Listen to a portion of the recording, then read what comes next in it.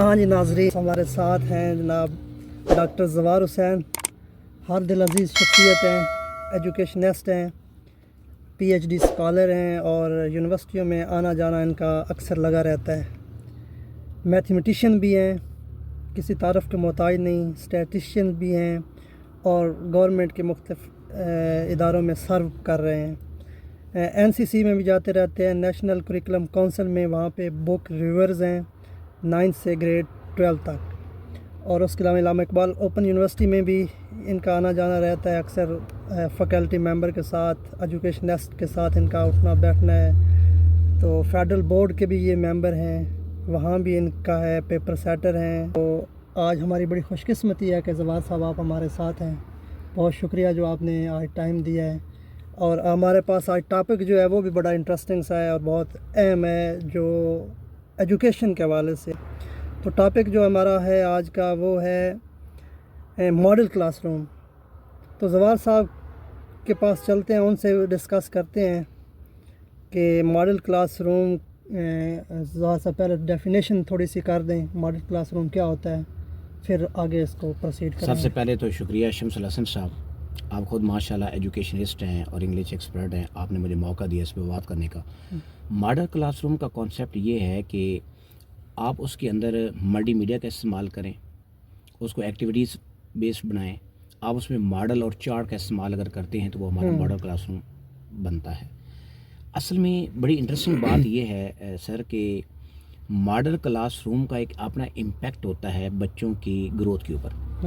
Growth سے مراد میری learning growth ہے۔ تو اگر آپ بچوں کو ملٹی میڈیا اور سلائڈس کے تھرو ٹیچ کرتے ہیں، آپ ان کو کوئی ویڈیو کلپس وہاں پہ دکھاتے ہیں اور ایک جو ماڈل اور چارٹ کی ڈسکرپشن بھی اس کو پیش کر دیتے ہیں، اور یا فزیکل اس کو ماڈل بھی دکھا دیتے ہیں۔ مطلب آپ کا کہنے کا مطلب یہ ہے کہ ایکٹیویٹی بیسڈ لرننگ جو ہے اس کو ہم فروغ دے سکتے ہیں ماڈل کلاس روم میں۔ سر ایسا ہی ہے کہ اگر ہم ایکٹیویٹی بیس کو تھرو ملٹی میڈیا اپنے ماڈل کلاس روم کے اندر یہ انکلکیٹ کریں تو اس کا بہت بڑا امپیکٹ اور افیکٹ ہے ہمارے بچوں کی سیکنڈری لیول کے اسٹوڈنٹس کے اوپر اسپیشلی۔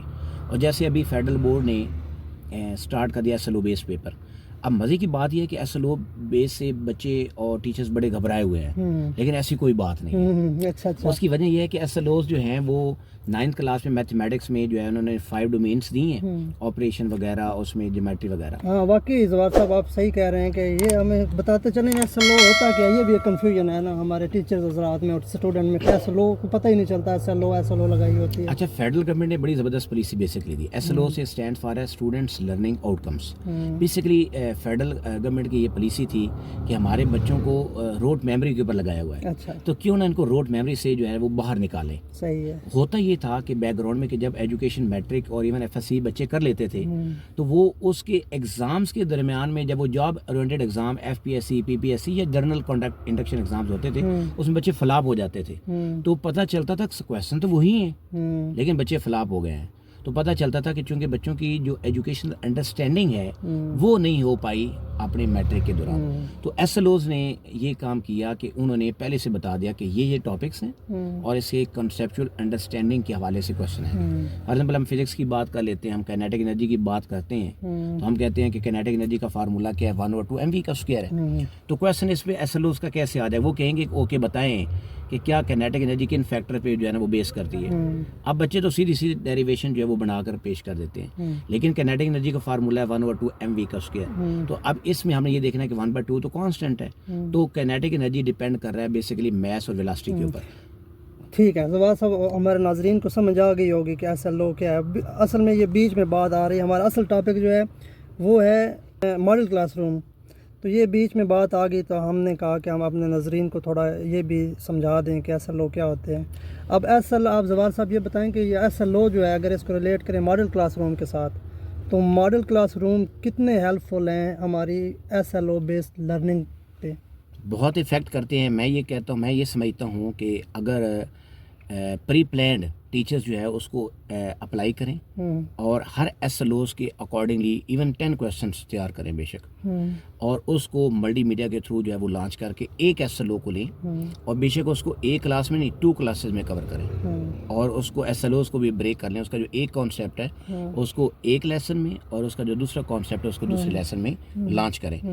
اور اس ایس ایل او کا جو ہاف پورشن ہو اس میں وہ تمام ٹیچرز جو ہے وہ اس کے تمام جو اس کے اسٹیپس ہیں from initial to last step including formula اس کے اوپر فوکس کریں تو پھر بچے ایسے ہوں گے کہ جو ہمارے سیکنڈری لیول کے اسٹوڈنٹس ہیں یا even higher secondary school level کے جو اسٹوڈنٹس ہیں ان کے اوپر ایک امپیکٹ پڑے گا اور وہ بچے خود سے کرنے کی صلاحیت رکھیں گے اور جو ہماری یہ بکس ہیں وہ ریفرنس کے طور پر یوز کریں تو پھر بڑا بینیفٹس ہوگا. ٹھیک ہو گیا زوار صاحب. تو ایک تو ہماری خوش قسمتی ہے کہ FGEI سسٹم جو ہمارا ہے فیڈرل گورنمنٹ کینٹ گیریزن کا, انہوں نے ماڈل کلاس روم انٹروڈیوس کروائے ہیں, مطلب انیشیٹو لیا ہے, تو بہت اچھا جا رہا ہے یہ ایکسپیرینس ہمارا جو FGEI میں ماڈل کلاس روم کے حوالے سے ہے.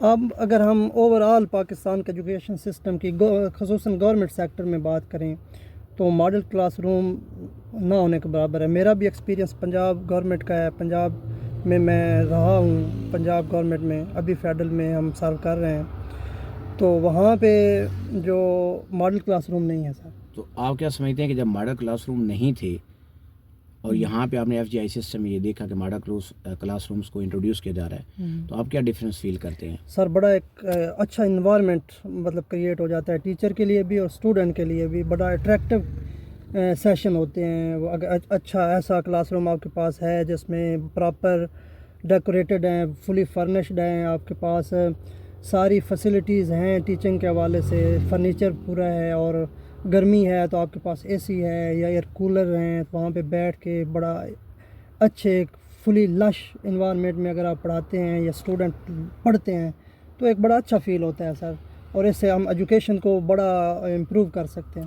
آپ بالکل صحیح فرما رہے ہیں کہ جو FGEI سسٹم میں ماڈل کلاس روم کا کانسیپٹ اب ہر سکول میں انٹروڈیوس کیا جا رہا ہے اور ہر کالج میں انٹروڈیوس کروانے کی کوشش کی جا رہی ہے. ہم اپنے FGEI سسٹم کو جو کینٹ اینڈ گریزن سسٹم ہے اس کو ہم اپریشیٹ کرتے ہیں کہ انہوں نے بڑا اس میں اچھے حوصلہ افزا کیے اور وہ انہوں نے فنڈز بھی ریلیز کیے ہیں. تو ہم یہ چاہتے ہیں کہ یہ پنجاب سیٹ اپ اور پاکستان کے جو ادر باقی 3 پروونسز ہیں پنجاب کے علاوہ, اگر اس ماڈل کلاس روم کا کانسیپٹ وہاں پہ لانچ کیا جائے اور بچوں کو ریگولر بیسس پہ وہاں پہ کلاسز کو اٹینڈ کرنے کا موقع دیا جائے تو ڈیفینیٹلی سر وہاں پہ اس کا امپیکٹ ہوگا, بچوں کی لرننگ گروتھ ہوگی, بچوں کا جو مائنڈ ہوگا وہ اوپن ہوگا, وہ انوویشن کی طرف جائیں گے, وہ کنسیپچول انڈرسٹینڈنگ کی طرف ڈیفینیٹلی. سر ظاہر ہے کہ بات کو تھوڑا سا آگے اور مزید بڑھاتے ہیں کہ ہمارے جو گورنمنٹ سیکٹر کے ٹیچر ہیں بہت موسٹ کمپیٹنٹ ٹیچر ہیں, لیکن انفارچونیٹلی جو گورنمنٹ سیکٹر میں ہمیں پرابلم پیش آتے ہیں وہ یہی ہیں کہ انفراسٹرکچر کی کمی ہے گورنمنٹ سیکٹر میں.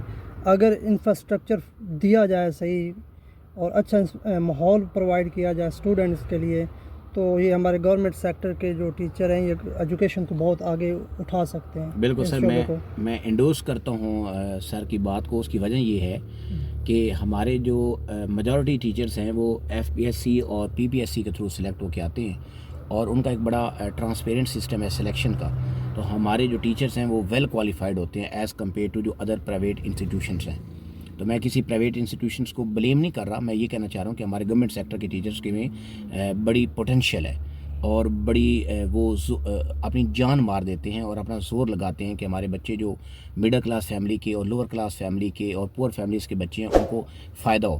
لیکن سر کی بات صحیح ہے, وہ صحیح کہہ رہے ہیں کہ اگر انفراسٹرکچر کو پورا کیا جائے اور تھوڑا سا فنڈڈ کیا جائے اور ہمارے تھوڑا سا ماڈل روم کے پیٹرن میں, ماڈل روم نہ صحیح لیکن اس پیٹرن کے اوپر تھوڑا سا اس کے اوپر انویسٹمنٹ کی جائے فنڈڈ کی صورت میں, تو ہمارے جو ٹیچرز ہیں وہ بہتر انداز سے جو ہے وہ اس میں کر سکتے ہیں اور امپرومنٹ لا سکتے ہیں اور اپنے کنسیپچول انڈرسٹینڈنگ میں ان کو بینیفٹ دے سکتے ہیں.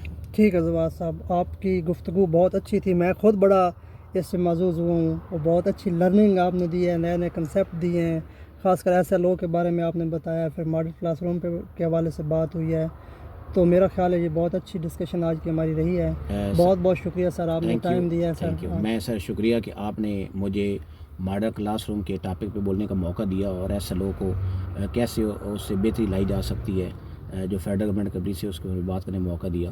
میں آپ کا سر شکریہ ادا کرتا ہوں. بہت بہت شکریہ سر, تھینک یو سو مچ.